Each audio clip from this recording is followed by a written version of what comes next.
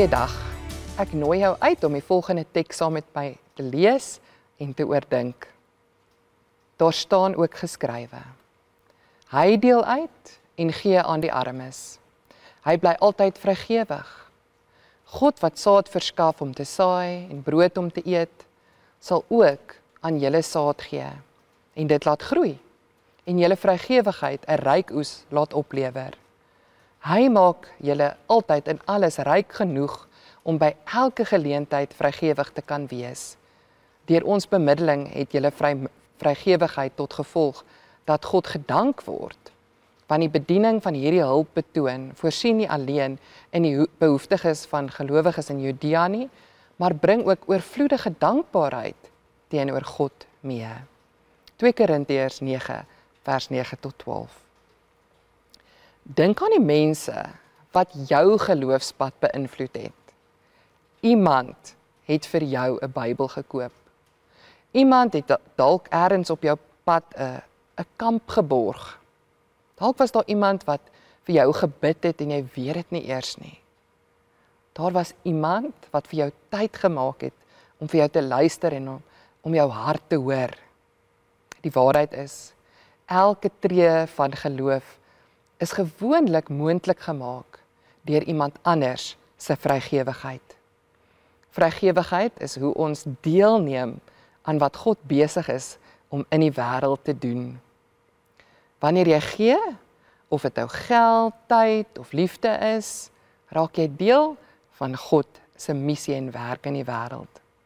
In 2 Korintiërs 9 leer Paulus die gemeente in Korinte dat hul vrygewigheid 'n impak het en veel groter is as wat hulle ooit sou kon voorsien. Ons kyk vandag na 'n paar maniere waarop jou vrygewigheid 'n ewigheidsverskil maak. God gee vir jou sodat jy ook vir ander kan gee. In vers 10 staan: Hy wat saad gee aan die saaier sal ook julle saad en broodvoorsiening vermeerder. Paulus gebruik die beeld van 'n boer. God gee saad, nie om te hou nie, maar om te saai. Die doel van jou seëninge is nie opgaring nie, maar deelname. God vertrou jou met hulpbronne, sodat jy dit kan gebruik vir sy doel. In kort, ons is geseën om te seën. Jou geld, jou vaardighede, jou tyd, dit is alles saad. As jy so daaraan begin dink, begin jy ook raak sien waar jy die metaforiese saad wat God vir jou gegee het, moet saai. 'n hele nuwe wêreld word oopgebreek as jy met jou hulpbronne omgaan as 'n manier om God te eer, om met alles wat jy is en het, hom te verheerlik. Vrygewigheid bring lewensverandering mee, hier en nou.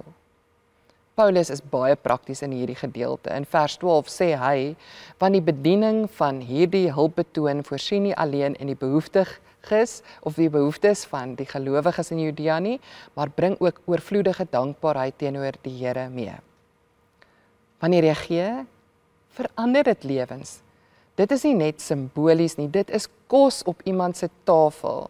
'n evangelie boodskap in iemand in hulle eie taal, vir iemand in hulle eie taal. Dis 'n nuwe begin vir iemand wat in nood is.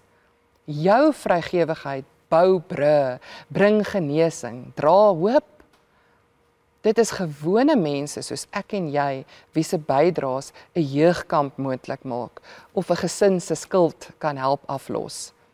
Hierdie bydraes is God se goeie nuus wat tasbaar gemaak is, konkreet geword het.